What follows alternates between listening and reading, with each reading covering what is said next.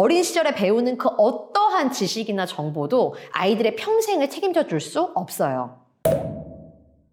안녕하세요. 엄마들의 소통심리학 코치 만미연입니다. 반갑습니다. 회복탄력성이라는 단어 한 번쯤 들어보셨을 거예요. 회복탄력성은 고난과 역경, 그러니까 실패로부터 다시 일어서서 걸어 나아갈 수 있는 힘을 말하는데요. 우리 삶의 회복탄력성이 중요한 이유는 삶이 예측 불허이기 때문이죠. 우리 아이들이 어른이 되었을 때는 전혀 상상할 수 없는 세상이 펼쳐질 거예요. 오늘 없었던 기술이 다음날 생기기도 하고, 오늘 없었던 직업이 다음날 생기기도 해요. 오늘 안정적이라고 생각했던 일이 다음날 사라지는 일도 발생하고 있죠. 이러한 세상에 적응하기 위한 단 하나의 능력이 있다면 바로 회복 탄력성일 거예요. 그런데 여러분, 아이들의 회복 탄력성 잘 키워주고 계신가요? 아이들이 더 나은 미래를 살게 하기 위해서, 더 성공하게 하기 위해서 사교육도 하고 영어도 가르치고 수학도 가르치고 과학도 가르치고 정말 온갖 것들을 가르치실 텐데요. 정말 그렇게 주입한 지식과 정보가 아이들의 미래를 결정지을까요? 그러한 것들을 학습한다고 해서, 그리고 그런 것들을 학습해서 좋은 대학에 간다고 해서 아이들의 미래가 보장될까요? 저는 11년간 대학원을 다녔어요. 제가 20대 중반에 우울증에 크게 걸려서 회사를 그만두고 대학원에 돌아왔을 때 저는 당연히 30대 초반에 교수가 되어 있을 거라고 생각을 했어요.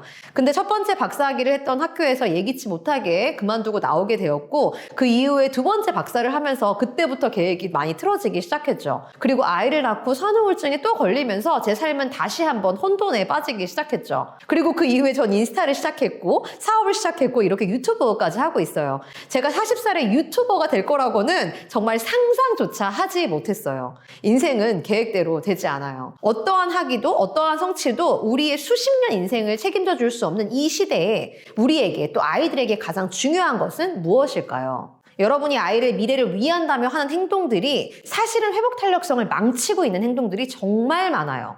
성적은 조금 올라갔을지 모르지만, 숙제는 조금 더 잘했을지 모르지만 아이들은 회복 탄력성을 잃고 있는 거죠. 그러니까 오늘은 엄마들이 한 행동들 중에 아이들의 회복 탄력성을 망치는 행동에 대해서 알아볼 거예요. 그리고 어떻게 해야 아이들이 회복 탄력성이 강한 아이로 클 수 있는지를 알아볼게요.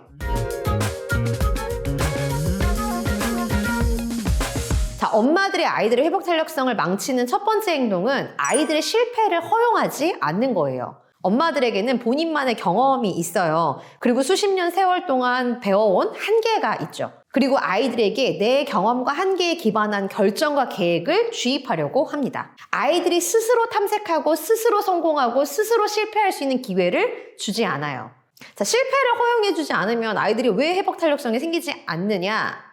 회복 탄력성이라는 것 자체가 고난과 역경에 부딪혔을 때 다시 일어나는 것인데, 고난과 역경에 한 번도 부딪혀보지 않은 아이는 그러한 상황을 직면했을 때 일어날 힘이 없어요. 아이들이 엄마의 보호 아래 있을 때는 실수를 하거나 실패를 하거나 고난과 역경을 맞이해도 인생에 그다지 영향이 없는 경우가 대부분이에요. 숙제를 한 번 안 해도, 시험을 한 번 잘 못 봐도 인생 망하지 않아요. 아이들의 행동 하나하나가 인생에 대단한 영향을 미칠 거라고 부모들은 생각하지만 우리 삶을 한번 돌이켜 보세요. 초등학교 때, 중고등학교 때 봤던 시험 하나, 했던 숙제 하나가 우리 인생 전체에 우리가 생각하는 것만큼 큰 영향을 미치지 않습니다. 그런데 그러한 실패도, 그러한 실수도, 그러한 고난과 역경도 허용하지 않는 삶을 살았던 아이들이 어른이 되어서 정말 큰 고난과 역경, 그 아이들의 삶에 정말 큰 영향을 미치는 실패를 마주했을 때 어떻게 할까요? 두 번째는 아이들이 실패한 후에 상황을 객관적으로 받아들일 수 없게 한다는 건데요. 아이들도 실패를 경험하죠. 목표가 있었는데 시험을 잘 못 보기도 하고, 친구들과 이러이러한 관계를 맺고 싶었는데 잘 안 되기도 하고, 그 이후에 어떻게 하시나요? 아이들이 본인의 실패를 객관적으로 인지하고 어떠한 사건이 있었고 내가 이걸 어떻게 받아들여야 되는지에 대해서 함께 대화를 나누시나요? 아니면 목표를 이루지 못한 아이에게 네가 열심히 하지 않아서 그래, 더 열심히 썼어야지, 엄마가 뭐라고 했어? 라는 이야기로 아이들에게 면박을 주시나요? 모든 사람은 실패를 경험합니다. 모든 사람에게 고난과 역경이 있어요. 그런데 그 고난과 역경을 어떻게 받아들이느냐가 중요하겠죠. 내가 원하는 바를 성취하지 못했을 때 왜 그렇게 되었는지를 아는 것이 중요한 것이지 그 결과 자체가 중요한 게 아니라는 거예요. 아이들이 마주하는 실패는 아이들의 긴 인생에 비하면 정말 아무것도 아니에요. 그 실패를 통해서 아이들이 배울 수 있는 건 내가 어떠한 행동을 했기 때문에 이러한 결과를 낳았다는 것을 인지하고 또 내가 최선을 다했어도 내가 원하는 결과가 나오지 못할 수도 있다는 것을 알아가는 것이에요. 근데 그런 상황에서 엄마들의 감정적인 말은 아이들이 상황을 객관적으로 인지하는 데 전혀 도움이 되지 않아요. 무조건적인 위로나 또 무조건적으로 탓하는 것은 아이들에게 도움이 안 된다는 거죠. 이 두 가지 모두 엄마 위주의 생각이잖아요. 행동을 했던 주체는 아이이기 때문에 아이가 이 상황에서 어떠한 것을 깨달았고 배웠고 또 아이가 이 상황을 어떻게 인지하고 있는지를 같이 잘 풀어가는 게 중요해요. 아이들의 회복 탄력성을 망치는 세 번째 행동은 아이들이 이루는 성취와 아이의 존재를 동일시하는 엄마들의 말이에요. 아이는 어떤 것이든 잘할 수도 있고 못할 수도 있어요. 공부를 잘할 수도 있고 악기를 잘 다룰 수도 있고 또 체육을 못할 수도 있고 책을 읽고 싶어 하지 않을 수도 있죠. 하지만 아이가 하는 모든 활동과 행동들은 아이 그 자체가 아니에요. 아이 그 자체로 사랑하기 위해서 엄마가 된 거잖아요. 그렇죠? 0살 때 생각해 보세요. 아이들이 얼마나 예뻤는지 말이에요. 아이들이 노력해서 얻는 모든 성과와 성취는 엄마의 몫이 아닙니다. 아이들의 것이죠. 엄마에게 아이는 그 존재 자체로 귀해요. 아이들이 그걸 알게 해주셔야 되는데 아이들이 실패를 하거나 원하는 바를 이루지 못했을 때 엄마도 아이의 성취나 실패와 아이를 혼동하는 언행들을 많이 하게 되죠.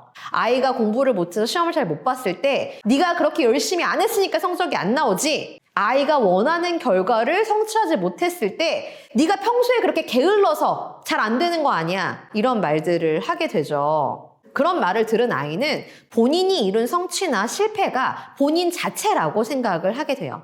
이게 회복 탄력성에 나쁜 영향을 미치는 이유는 회복 탄력성은 실패나 고난을 직면했을 때 다시 일어서는 마음이잖아요. 그 말은 실패나 고난이 나와 다르다는 것을 인지하는 거예요. 나라는 존재는 귀한데 실패나 고난을 마주했다고 생각해야 훌훌 털고 일어날 수 있는데 그 실패나 고난 그 자체가 나라고 생각하면 일어나기가 점점 힘들어지죠. 저 화나지 않았어요? 이제쯤 익숙해지시죠? 저의 진지한 화법이. 자, 그러면 우리가 엄마로서 어떻게 해야 할까요? 자, 첫 번째는 아이들에게 실패를 허용해 주는 거예요. 아이들 삶에서 경험할 수 있는 실패는 사실 굉장히 작고 미미한 것들이에요. 그러니까 우리가 예방주사를 놓아주는 거라고 생각을 해야 하는 거죠. 엄마들이 아이들을 보면은 실수하지 않았으면 좋겠고 넘어지지 않았으면 좋겠고 다치지 않았으면 좋겠어요. 그런 마음 제가 충분히 이해합니다. 하지만 그런 마음이 강하면 강할수록 아이들은 회복 탄력성이 낮은 어른으로 클 수밖에 없어요. 아이들이 실패하고 부딪히고 깨지고 넘어질 수 있게 옆에서 지켜봐 주세요. 엄마가 지켜볼 때 고난과 역경을 당하는 게 더 낫지 않겠어요? 엄마가 지켜볼 때 예방접종을 하는 게 훨씬 더 수월하지 않겠어요? 엄마라는 든든한 백이 있을 때 아이들이 실패를 경험할 수 있도록 허용해 주세요. 엄마의 경험과 한계는 엄마의 것이에요. 내가 한번 실패와 좌절을 경험해 봤기 때문에 우리 아이는 그러지 않았으면 좋겠다는 그 마음은 마음속 깊숙이 넣어두세요. 제가 알아드릴게요. 아이들 사랑하는 그 마음 제가 알아드릴게요. 정말 아이를 사랑하신다면 아이 스스로의 실패와 성공과 고난과 역경을 경험할 수 있도록 옆에서 전폭적으로 지원해주세요. 아이들이 숙제를 안 하면 대신해주는 엄마들이 많은 걸로 제가 아는데요. 아이들이 숙제를 안 하면 학교에서 실패와 좌절을 경험하겠죠. 선생님한테 혼돈하고 친구들한테 좀 창피하기도 할 거예요. 그런 경험을 해야 해요. 내가 실패하고 내가 좌절을 겪었을 때 어떤 기분이 드는지 알아야 거기로부터 일어날 수 있어요. 그리고 그 좌절과 실패가 점점 커졌을 때도 그걸 견딜 수 있는 힘이 생기는 거예요. 자, 두 번째는 실패를 경험한 이후에 객관적으로 상황을 인지할 수 있는 여러 가지 활동을 함께 해주세요. 아이가 고난과 역경을 겪었을 때, 실패를 경험했을 때 이 상황을 객관적으로 인지할 수 있는 대화와 글쓰기를 유도해 주세요. 부정적인 감정은 잔상이 남죠. 내가 실패한 이후에 슬프고 우울하고 절망적이면 그 감정은 굉장히 오랫동안 지속이 돼요. 근데 그 상황에 대해서 내가 객관적으로 인지하고 어떠한 일이 있었고 어떠한 행동에 의한 결과가 일어났고 내가 그 당시 어떤 기분을 느꼈고 다음번엔 내가 어떻게 해야 되는지에 대해서 객관적으로 생각하면 부정적인 감정의 잔상은 훨씬 더 줄어들게 돼요. 처음엔 아이들 혼자서 하기 어려운 활동일 수 있어요. 그러니까 엄마가 도와주세요. 아이들이 실패와 절망을 언어화할 수 있도록 옆에서 안내해 주세요. 어떤 상황이었는지, 어떤 기분이었는지, 또 앞으로는 어떻게 하고 싶은지에 대해서 충분한 대화를 나눠주세요. 물론 이렇게 대화를 나눌 때 주의해야 될 점이 있어요. 엄마가 잔소리를 하거나 엄마의 의견을 담은 부정적인 감정을 이야기하면 아이들에게 도움이 되지 않겠죠. 엄마도 함께 객관적으로 상황을 인지할 수 있도록 같이 노력해야 될 부분이에요. 자, 마지막으로 가장 중요한 건데요. 아이와 성취가 동일하지 않다는 것을 늘 이야기해 주세요. 아이들이 이루는 그 어떤 것도 아이보다 소중하지 않아요. 아이들이 이루는 어떤 실패도 아이의 가치를 깎지 않아요. 아이가 1등을 하지 않아도, 아이가 서울대에 가지 않아도, 아이가 공부를 잘 하지 않아도 내 아이는 그 존재 자체로 빛나고 귀해요. 그렇죠? 그걸 아이가 알게 해주세요. 말씀을 안 하시면 아이들은 몰라요. 내가 먹여주고 재워주고 하는데 왜 몰라? 모릅니다. 아이들에게 표현해 주세요. 아이들이 이루는 그 어떤 성취도, 아이들이 맞닥뜨리는 그 어떤 실패도 아이 자체를 규정하지 않는다는 것을 엄마들이 늘상 얘기를 해주셔야 돼요.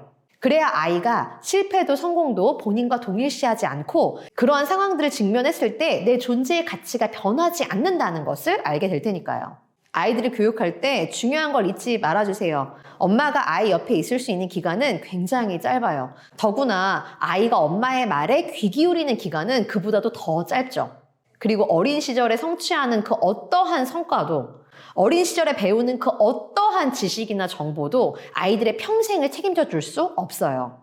그렇다면 아이들이 어른이 되어서 내 곁을 떠난 이후에 수십 년의 삶을 잘 살 수 있게 하는 방법이 뭔지를 꼭 생각해 보세요. 아이들 육아나 교육에 대한 고민이 있다면 댓글에 남겨주시는 거 잊지 마세요. 더 나답게, 더 건강하고 행복한 엄마가 되고 싶다면 좋아요, 구독 잊지 마세요. 그럼 다음 영상에서 뵐게요.